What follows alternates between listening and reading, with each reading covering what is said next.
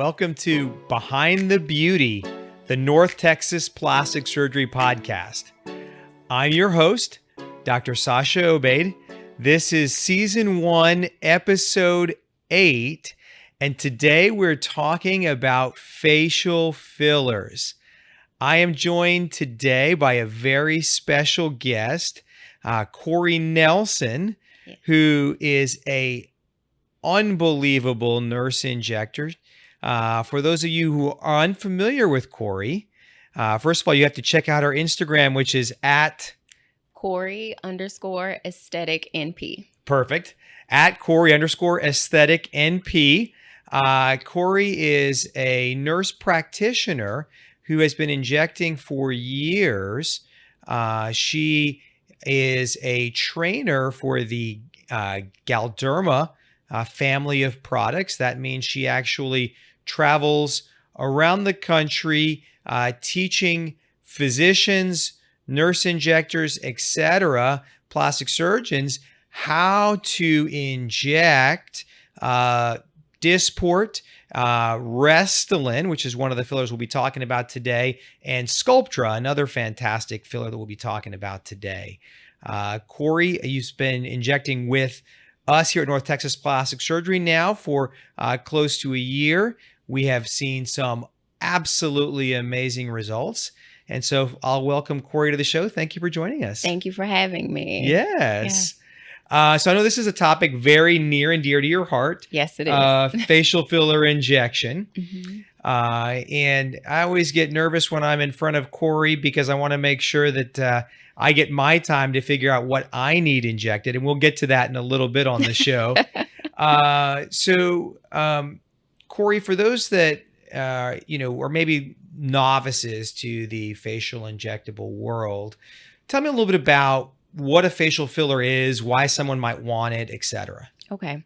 So facial fillers that we use like in the Restylane family would be like hyaluronic acid fillers. Okay. Hyaluronic acid is something that is naturally occurring in the body. It's usually in the skin, the joints, and it has an affinity for water, which means that it causes some plumping to that area. That's what we want when we are adding filler to the face, because we want to slow down that aging process. So as we get older, our fat pads start to slide down in our face, and we want to bring everything back up to where it was, giving us a youthful look. So that's why we inject hyaluronic acid fillers. And I love that you mentioned that.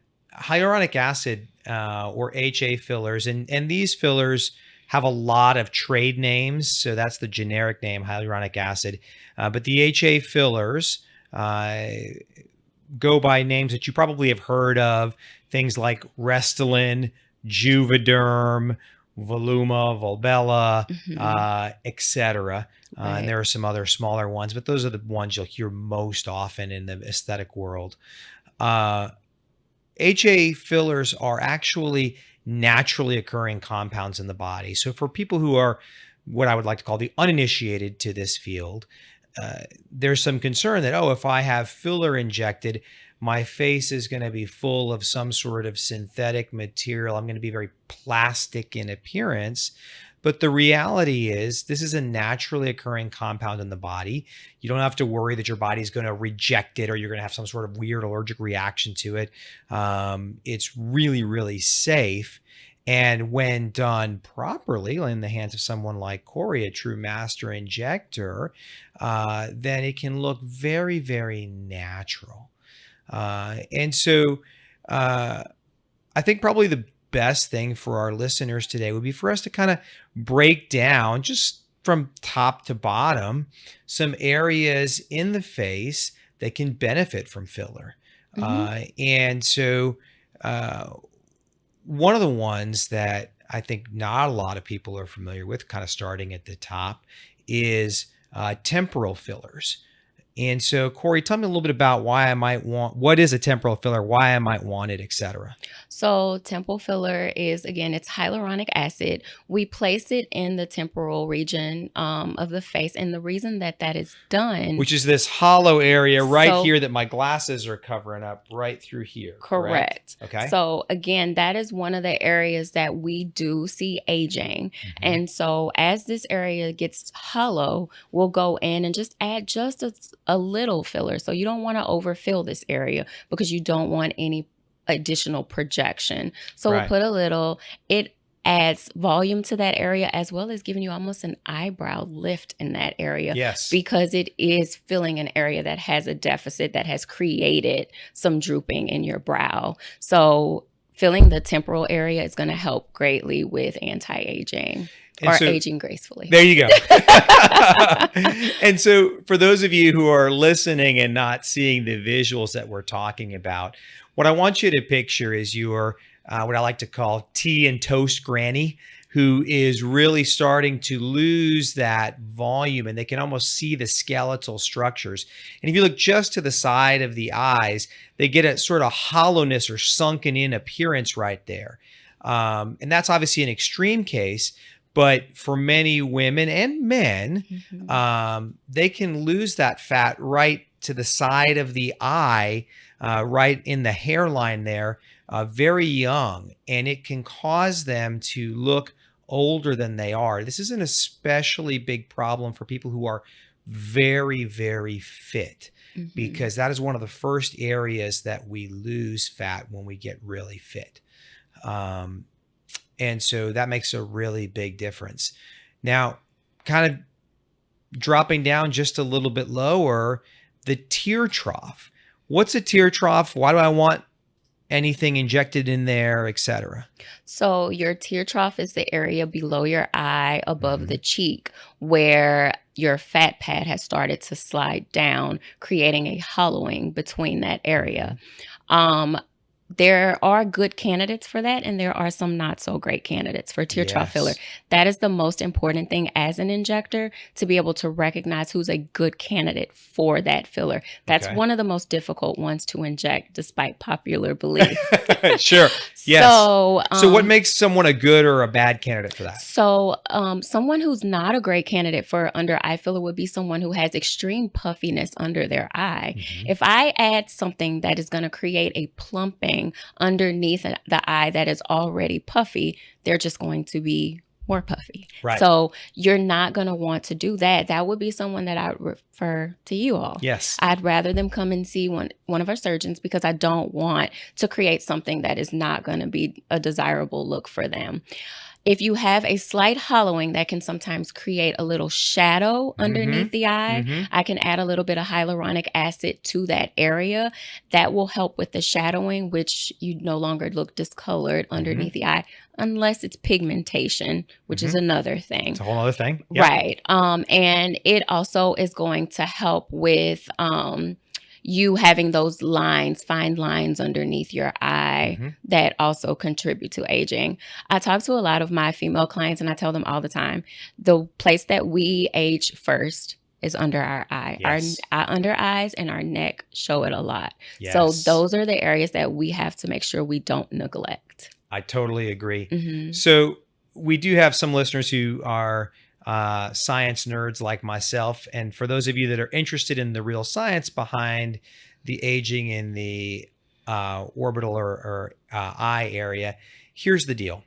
When you look at the anatomy, and if we start peeling the skin off of the lower eyelid, the way that we're built is we're built with skin on the lower eyelid, obviously, then a little layer of muscle. And then there is a layer of connective tissue we call fascia. And behind the fascia is fat. Now, the issue becomes that that little connective tissue layer, that fascia, is actually anchored into the bone underneath your eye right here. And what can happen is different people genetically have different strengths to that layer of fascia. Some people have a very strong connection to the bone of the fascia, but above that connection, it's very weak. When it's weak, the fat that lives under the eye naturally pooches forward and causes a little bag. And so then what Kori's describing is we have to decide, how bad is that bag?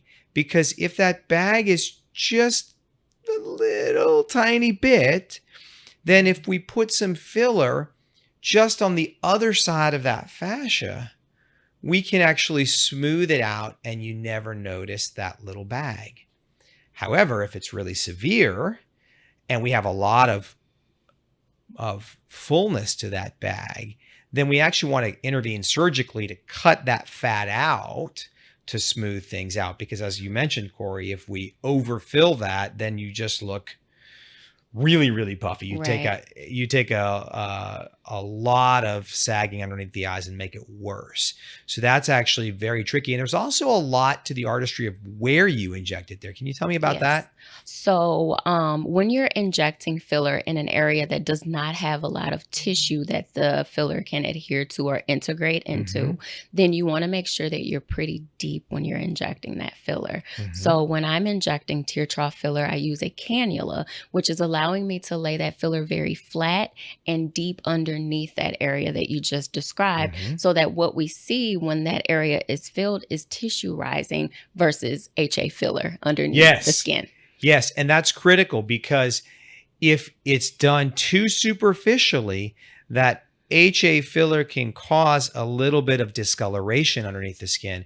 It can actually cause a little bit of a bluish hue to the skin. Yes, we call it Tyndall. Thank you. Yes.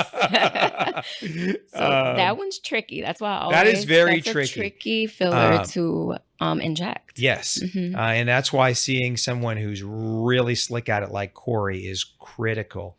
And there was another quick thing that you mentioned that I wanted to point out, which is that there's a difference between shadowing there and discoloration. And so can you explore that a little bit for me? Because I think I personally have a little bit of both. So tell me about that.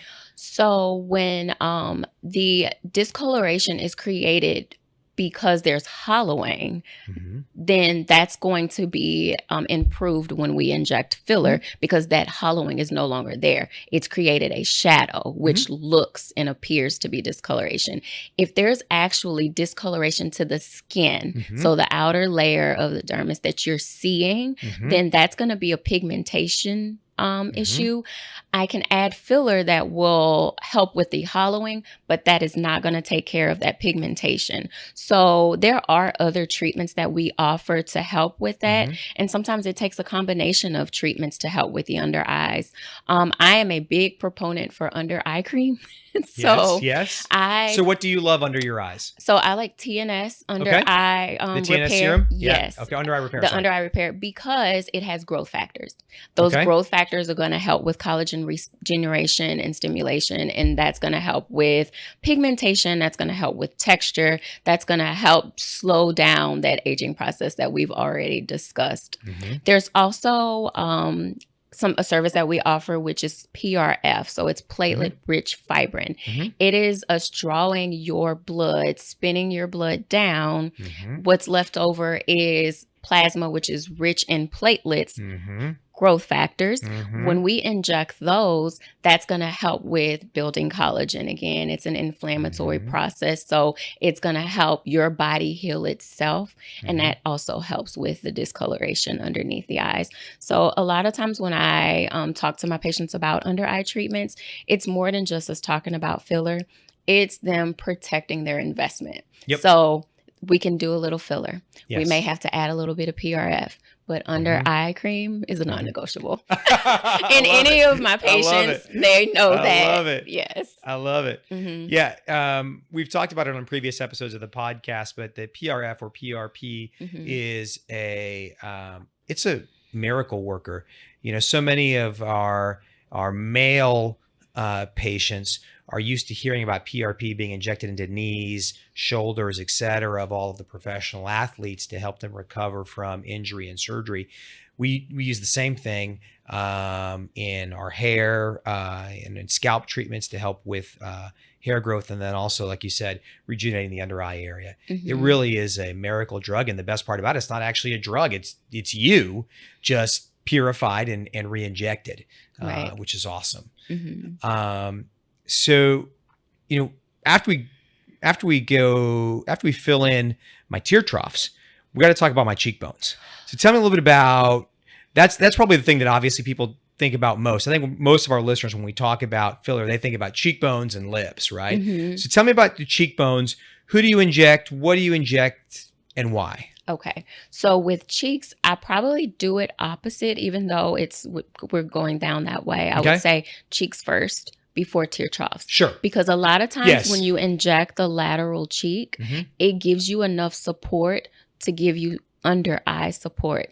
And you don't want to feel the under eye if you don't have to. So if you can provide support in the lateral cheek and mid face and give yourself enough under eye support, tear trough filler isn't even necessary, right? So cheek filler, I use more of a dense filler in the cheek because I want to mimic that cheekbone and that mid face area. So what is an ideal, look, when you're looking at someone, how do you decide they need cheek filler, they don't need cheek filler, and why?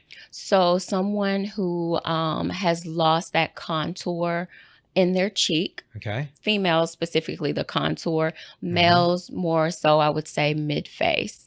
But they've lost that contour along the cheek. They've created almost a little jowl below.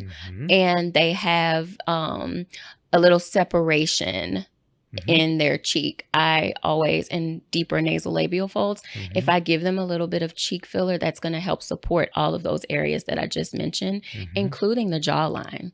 It's going to provide more structure to the face. Ideally, for a female, we would want her to have the higher lateral cheek. On a male, it's a little bit lower.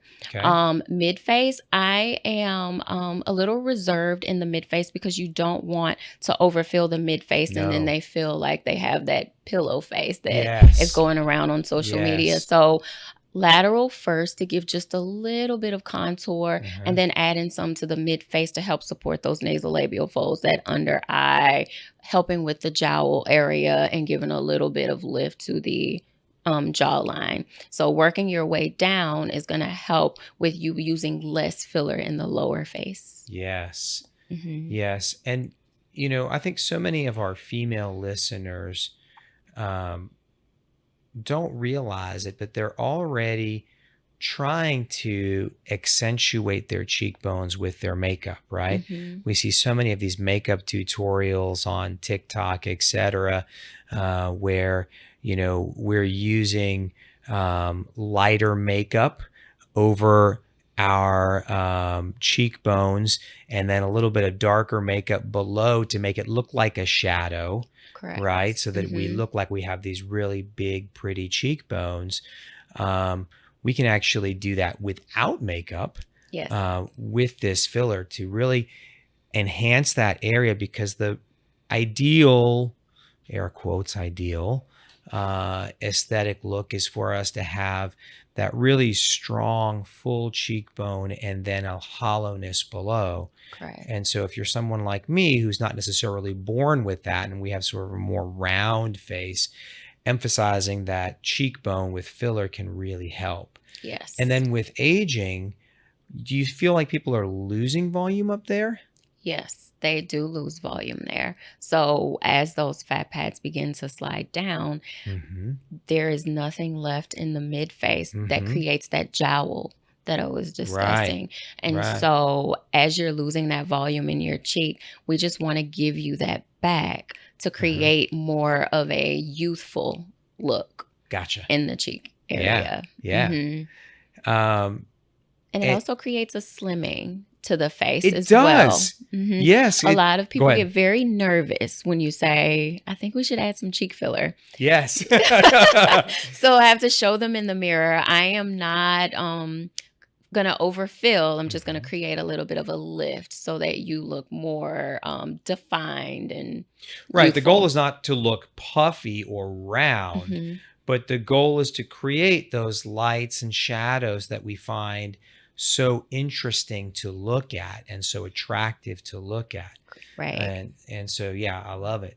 Hmm. Um so after we take care of the cheeks, or now that we're done talking about the cheeks, or cheekbones, excuse me, there's an area that's also very common to treat with filler called the nasolabial folds in plastic surgery, but in sort of layperson speak, it's the creases that run basically from the bottom of your nose to the corner of your mouth. Hmm. Uh, and as we all get older, we start to notice that those creases tend to deepen. So what do you do there to fix that? So that would be hyaluronic acid as Hmm. well. However, the same way that I said I'd be a little conservative with the under eyes, Hmm. those are the two places that I tell my patients. Under eyes and nasolabial folds are Okay. areas that I tend to be a little more conservative because there is going to be a natural hollowing in that area. Nothing Yes. excessive, but you still want to have a little bit of an indentation there because if we completely fill that area, Uh-huh. there is no longer a contour or separation between where your cheek ends and the side of your nose begins. Yes. Being completely flat in that area will give the cat woman appearance. So there's a name for everything. So you Okay. don't want to Yes. overfill that area either. I have a lot of my patients laughing. I'll say, like, have you ever seen How the Grinch Stole Christmas with the Who's? Oh, If you yes. overfill that area, Yes. you will look like Cindy Lou Who.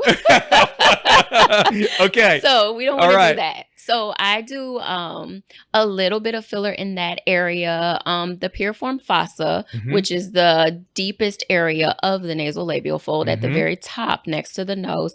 I'll go in and put a bolus of filler in that area. So a Hmm. collection of filler because I do want that area to Raise that area. Yeah. raise a little. And then again, cannula is one of the safest ways to inject filler. So I take a cannula and I just go along that fold just to give enough of a lift to where it's not as deep as it had been before. Hmm. And I think you raised something that I do want to touch on, which is the use of a cannula as opposed to a needle to inject the filler in certain locations.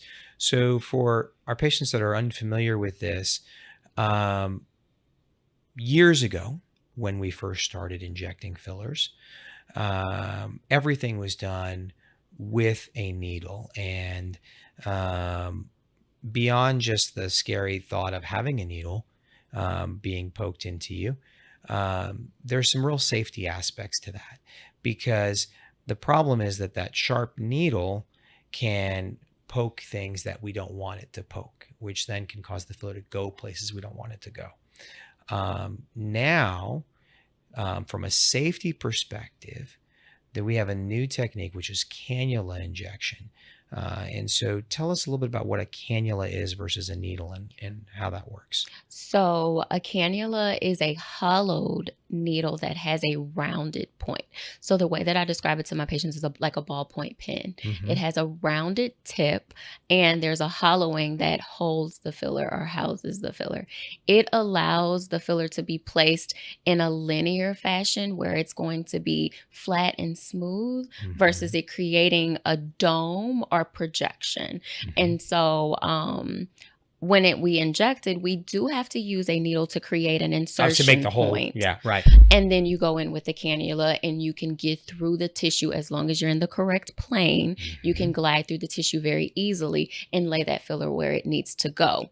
In some areas where there is a lot of fibrous tissue, which we'll talk about Hmm. in just a little bit, cannula is great there because you can create a subsizing motion that Hmm. is going to make space for you to lay that filler smoothly versus it trying to be placed in an area where all those fibers are just so tightly bound and your filler's not creating any type of filling. It's just kind of dispersing all over the place because those bands are keeping it from laying smoothly. Hmm. So there's less bruising when we use cannulas. Less bruising. Yes. Yes, like you said, like you mentioned, our filler is not gonna go in places that we don't want it to go.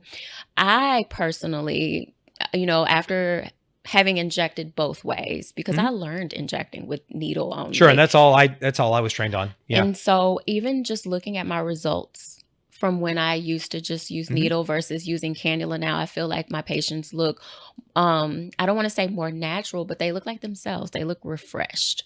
They don't appear to have been injected with filler. So the cannula just creates a seamless look, and I guess I will have to just say natural look to them, that they are rejuvenated versus they've been just filled. So I love it. So, it's rare that you get this trifecta, but you really get a trifecta effect of one, it being safer, and that's most important. Two, a more natural look, and three, less bleeding and bruising with that cannula. And so it's critical as our listeners are evaluating who's going to do their injections, that they are with someone that is familiar with cannula techniques as opposed to needle techniques, that offers it to them, explains why they'll do it in certain locations or why they may not, and really has that advanced level of knowledge and training. But back to the different areas that we can treat, probably the one that everyone is most familiar with has got to be the lips, right? Yes. So tell me a little bit about what you're looking at when someone comes for lip injections. So the first thing that I will look at with a patient who is asking for lips is, how do their lips compare in proportion to the rest of their face? Okay. Because it's very important that we keep the face balanced. So patients who've lost volume in their lips, or even not even just lost volume. Some patients don't ever have that amount of volume that would be proportionate to the rest of their face in their lips.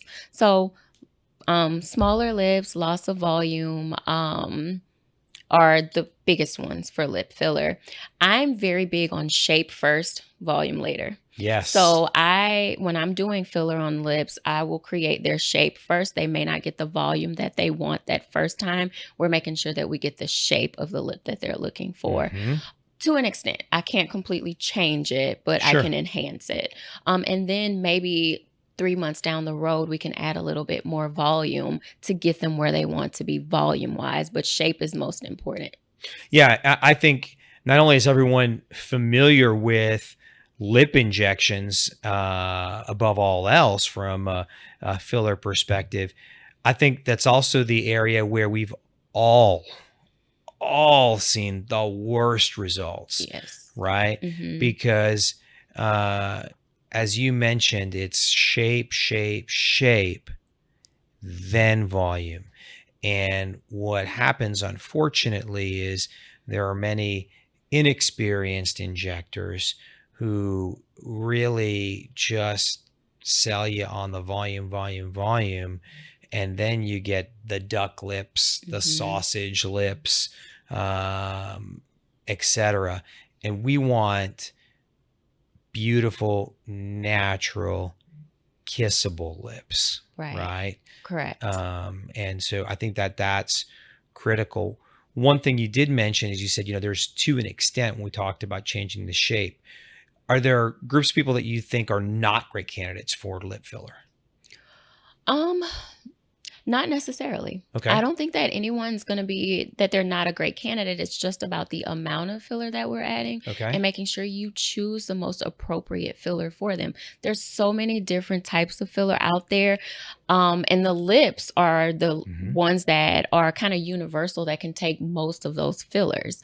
And so just making sure that when you speak to your patient, you're asking them, what is it that we're going to enhance on your lips? And then collectively we come together with what would be the best option for them. The right plan for it. Yes. There are patients who have a stronger orbicularis oris muscle. Mm-hmm.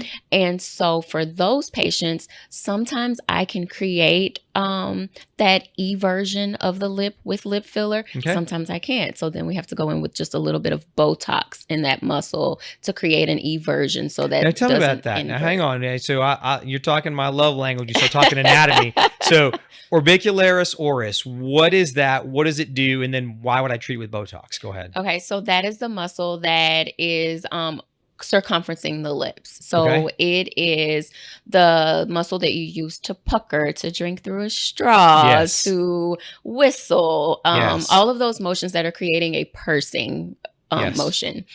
A lot of times the orbicularis oris muscle can be very strong, Mhm. which creates an inversion of the lip because it Okay. is very strong. If we put just a little bit of Botox along that muscle above the lip, we can create an E version, which is going to give more, show more essentially surface area. rolling the lip out. So when we talk about Yes. inversion versus eversion, inversion, what you're saying is that when that muscle is really strong, it pulls so tight that the lip rolls in. Yes. So there's not much red showing. Right. But then if you Botox that muscle right above the lip, then the muscle is weakened, which then relaxes the lip, which then can allow more of the red to show more of a pout. Right. So you see more surface area of the lip, which on some patients, it will appear that they have a larger lip because you can see more Yes. of the lip.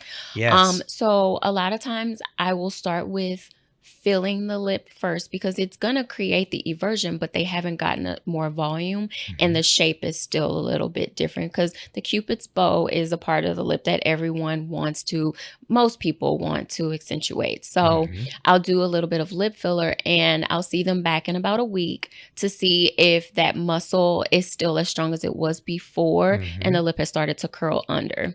You can do both at the same time, but if it's not necessary, I'm not going to do it. So I'll just have them come back and we take a look. Yeah, I love it. And again, for those of you that are listening in, you're saying, what's a Cupid's bow? If you look at your lips in the mirror tonight, what you'll see is that the lip is not straight across, even though it is in some terribly injected patients out there. It should go up and then down and then up and then down, much like a bow and arrow would. And then we call it Cupid's bow, obviously after Cupid, because the lips are a significant area of love interest for many of us. So, as we kind of drop down below the lips, one of the areas that I think not a lot of people are familiar with is jawline filler. And I can tell you it's made a huge difference in me personally, but I'd love to hear from you what your thoughts are on jaw filler. So jawline filler, it is also going to be a contouring or slimming treatment to the face.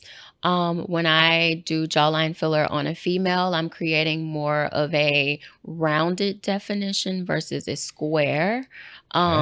Because we want to keep their proportions a little wider in the cheek, a little bit more narrow in the jawline. For a male, it's more of that 90-degree angle. So I'm creating the same width in the jawline that I have in their cheeks for a more masculinized look.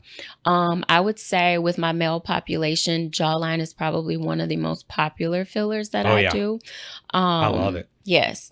And so you're going to want to use a filler that's dense, so mimics bone with a very high G prime. So that just means that it is more dense. And that reason is, like I said, we want to mimic bone in that area. We want something that's going to be able to hold up.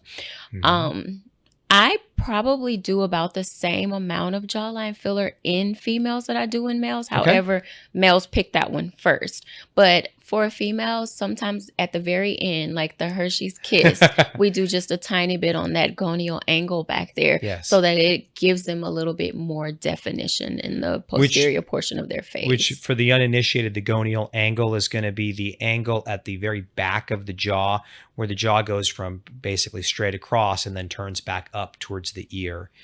And so what I can tell our listeners is that augmenting my jawline personally has not only given me, I like to think, a more stronger and masculine appearance, but it's also actually helped my neck look slimmer, Hmm. right? Because it really distracts from that little bit of fullness that you can get underneath your jaw as we age.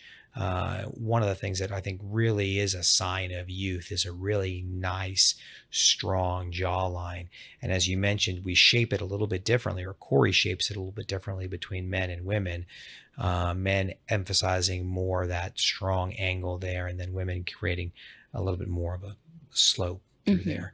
Yes. And like you said, just slimming the submental area, as well as, again, I keep going back to the jowls, but Hmm. it will help with that buccal area that everyone wants to get Yes. removed. If it's just very slight, we can help with that by just putting a little bit of filler in the jawline to kind Hmm. of pull it back just a little bit, Hmm. almost creating a diversion away from that area. I love it. Hmm. Um, so uh, probably the last thing we probably should talk about in the face when we talk about facial filler is the chin. Hmm. So, uh, how often are you injecting the chin, and why? So, chin filler is, again, creating a shape and contour, balancing the profile in Mhm. face. What I would use in the chin is very similar to what I use in the jawline. I want something that's going to be dense, but I don't want it to be necessarily mimicking the bone. I just want it to be a dense filler because I Mhm. want it to withhold and be able to create projection. Mhm. Um, the frequency of injections, usually chin filler will give you about a year to 18 months. Some people can Okay. get a couple of years. The most important thing to me personally when I'm injecting my patients with chin filler is making sure that I also inject those shadows. Because if Okay. you only inject the central portion of the chin, you can create almost that marionette puppet look because they still Yes. have a shadow here. Yes. So I like to go in with the cannula. And that's what I Mhm. was discussing before, where the fibers are so tight.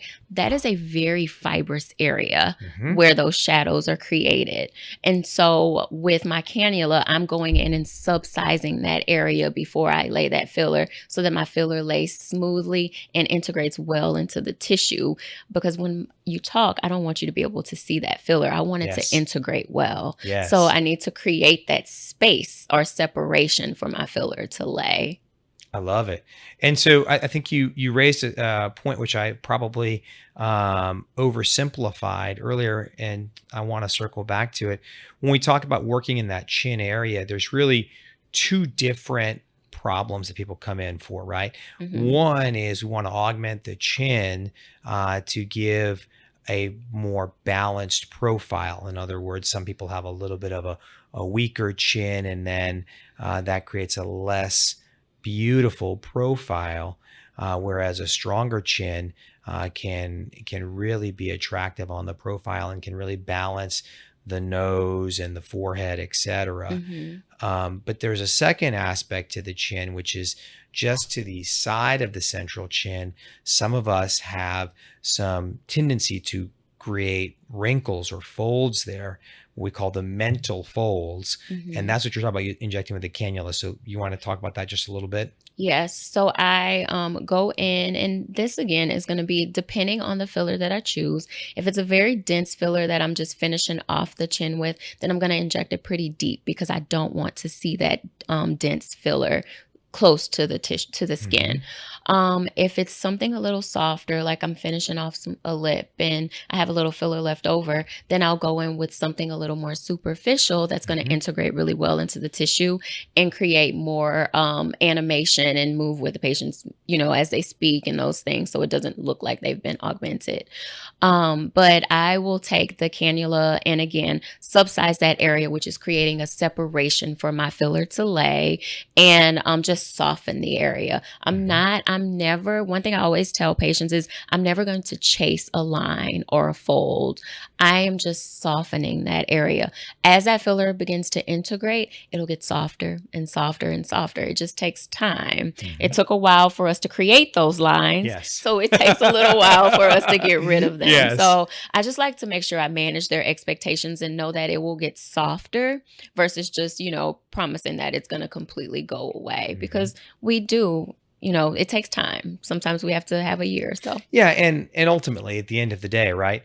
I think you touched on this earlier, the wrinkleless, expressionless face, isn't pretty, isn't natural, isn't beautiful, right?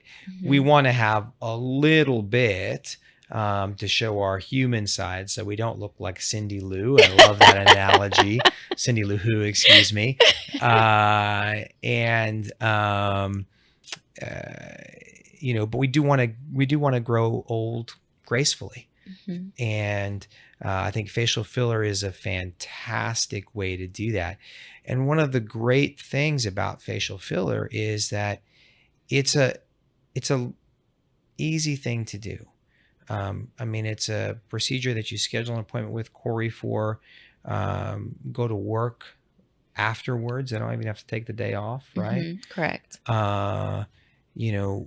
At worst, you might have a little tiny bit of bruising and swelling for, a day or two, but that's really it. For our listeners, Kori, if they've got a big event coming up, when do they want to time out this facial filler? I'd prefer that they come in a couple of weeks before to a month before, just because we want to make sure that we've given it time to heal. And if there are any little subtle corrections that we want to do, we have the time to do it before their event. I love it. I love it. Well, I know you and I can talk about fillers for hours. Yes. But I know our listeners have a lot of other things that they got to get to in their lives. So I'm going to go ahead and sign off at this point and tell everyone, thank you so much for tuning in. Thank you, Kori, for taking time out of your busy schedule to talk fillers with us. Yes. If you guys are not following Kori on Instagram, you have to. Kori, give me the Instagram again. It's Kori, Kori _aesthetic NP. So Kori, Kori _aesthetic NP. You are going to see some unbelievable filler transformations, as well as some Botox and some other fantastic things. And I'm going to tell you, some of the prettiest lips you will ever see are on that Instagram page. Thank you. Please check it out. Thank you so much for your time. Absolutely. And if you love our podcast, like, link, subscribe to Behind the Beauty, a North Texas Plastic Surgery podcast. Thank you.